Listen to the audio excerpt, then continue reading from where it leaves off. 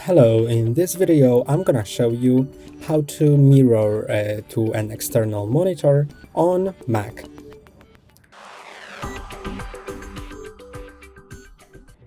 By default, when you have an external monitor plugged into your Mac, you will extend it so they will work as two separate monitors, two separate workspaces that you can move between. To change it, go to System Settings by clicking on the Apple logo here, then go to System Settings, then Displays, and now you can set it to Mirror 4.